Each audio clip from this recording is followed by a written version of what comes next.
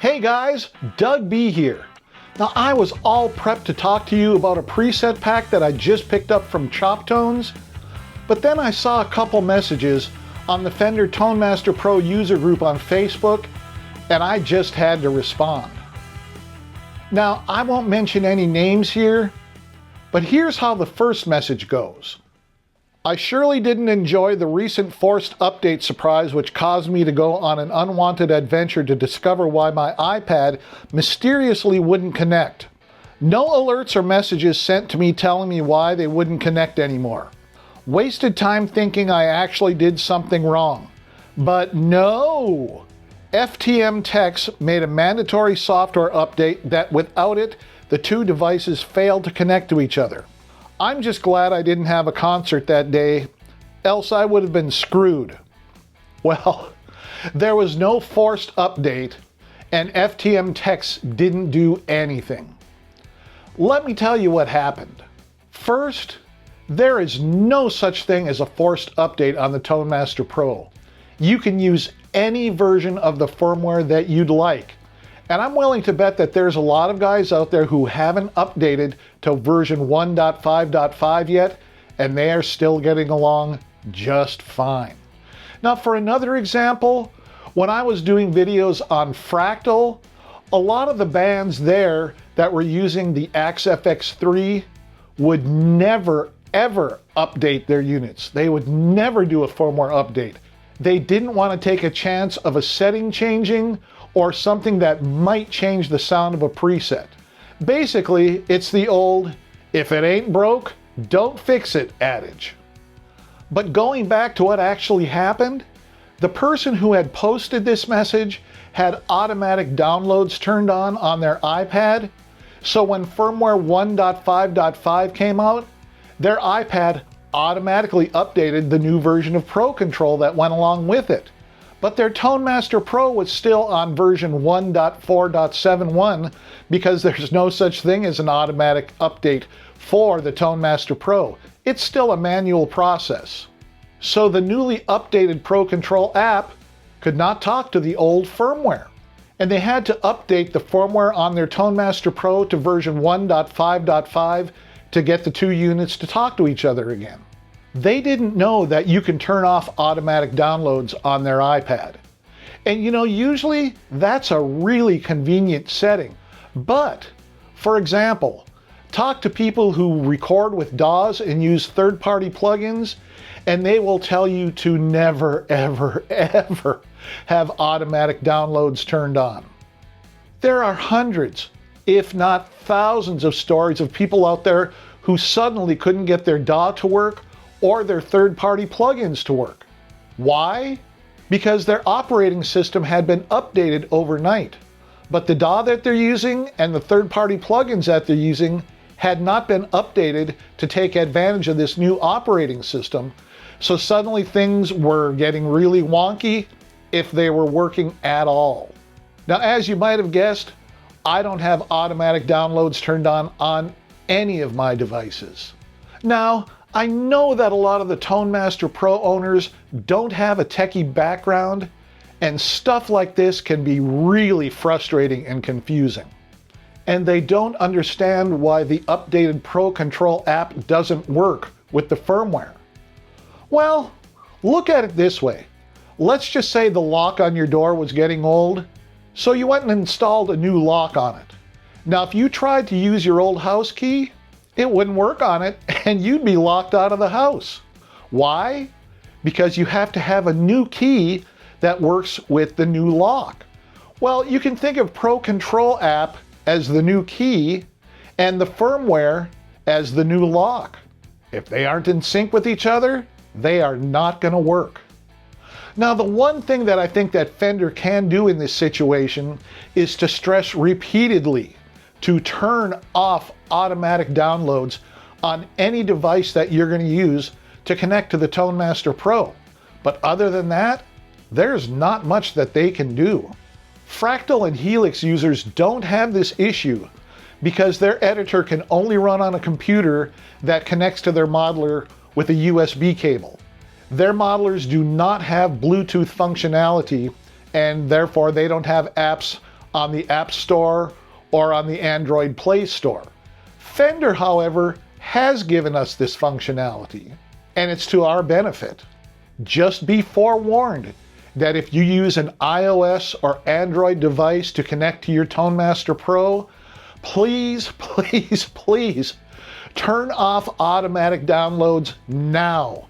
It's in your settings section. It shouldn't be hard to find at all. Otherwise, you are going to run into this problem at the most inopportune time. Guaranteed. The person who posted this message eventually saw that it was their issue, not Fender's. Now, I can still understand their frustration, but I think they would have been better off asking for help instead of accusing Fender of doing a forced update. There was another person in this discussion who insisted that Fender had turned off the Pro Control software in both their iPad and their phone. They were still using firmware 1.4.71, and Fender had updated to 1.5.5 a few days before this. And they did have automatic downloads turned off on their devices. Their reasoning is that, well, they couldn't connect to the Tone Master Pro using their phone or iPad anymore. Therefore, Fender had to have gone into their devices and turned off the Pro Control software. I had asked if they tried to connect to the Tone Master Pro using the Pro Control software on their PC. Well, they hadn't. What they did was they updated the firmware to 1.5.5 and then updated the Pro Control software on both their phone and iPad. And all of a sudden, everything worked just fine.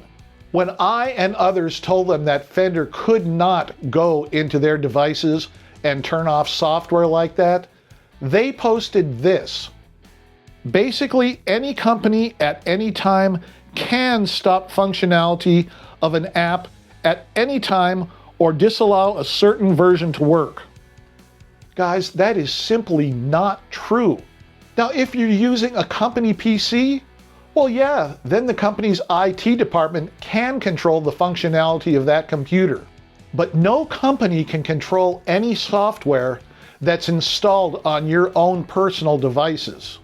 That's against the law, unless you give them permission. Now, both an iPad and a phone connect to the Tone Master Pro using Bluetooth. And, you know, Bluetooth can still be a bit on the wonky side. I've had to uninstall and reinstall the Pro Control software a number of times on my devices that use Bluetooth in order to get them to work. I'm guessing that this was just an odd situation involving Bluetooth. And even if there was no new version of the firmware or the software, if they would have just uninstalled and reinstalled the Pro Control software, that would have taken care of the problem. And again, I really do understand the frustration, but posting things like, I surely didn't enjoy the recent forced update surprise which caused me to go on an unwanted adventure to discover why my iPad mysteriously wouldn't connect, and pretty sure Fender somehow did something requiring the update on both somehow. 100% something changed on their side. Basically, any company at any time can stop functionality of an app at any time or disallow a certain version to work. Statements like that are not only untrue, they can be detrimental, which leads me to the second message that I read. It goes like this. Unfortunately, I'm really considering returning my Tone Master Pro. After seeing numerous posts about people having issues with these firmware updates, error messages, corrupt files, etc., it's really making me question the quality. I contacted Fender regarding these issues.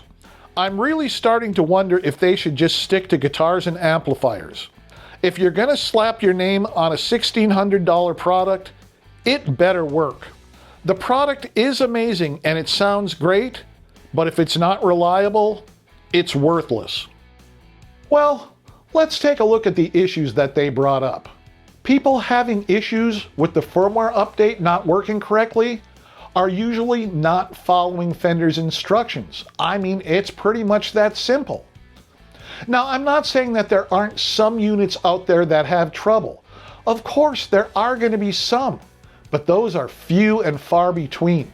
As far as the corrupt file situation goes, what people are doing is they're double-clicking on the firmware update file. That will not work, and that will give you the corrupt files message. Follow the instructions, and you won't get this message. Now, I'm guessing that whoever posted this message just bought their first big bucks major modeler and are probably overreacting to some of these messages. Now, I can understand that. $1,600 is a big chunk of change to drop, and you want to make sure that everything works as it's supposed to.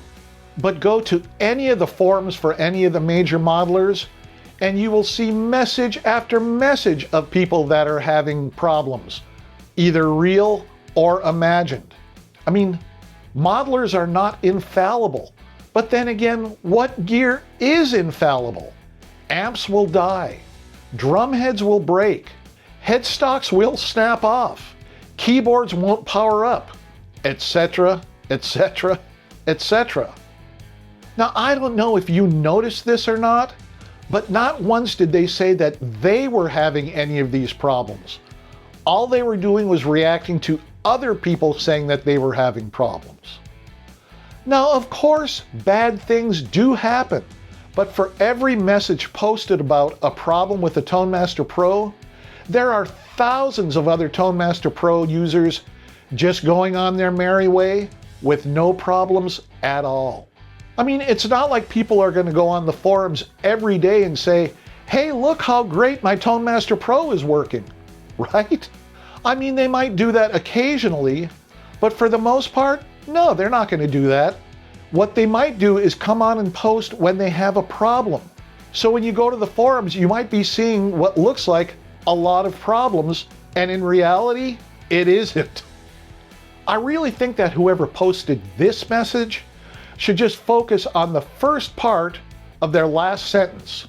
The product is amazing and it sounds great. But what do you folks think about it? Is it just buyer's remorse? Or do they have a valid point? And what about those guys that ranted about a forced update or Fender turning off their software? Were they valid in posting that? Or should they have just posted asking for help?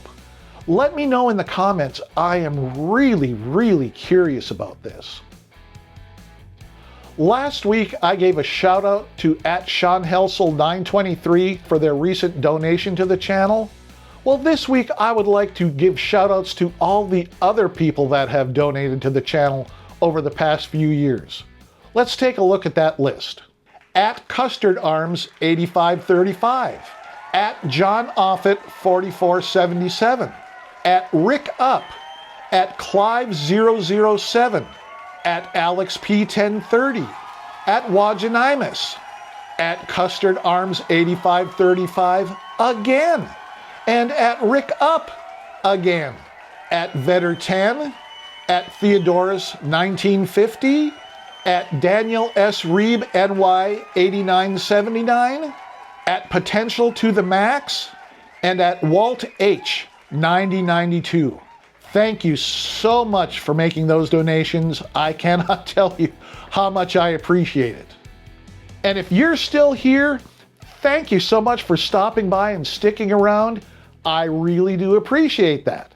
If you have any other questions, comments, or suggestions, drop me a line right here, and I will get back to you as soon as I possibly can. Now, next week, I will be back to the Tone Master Pro. You don't want to miss that. So go ahead and hit that subscribe button and ring that notification bell. All right, guys, have a fantastic week. And I'll be talking with you again next Wednesday.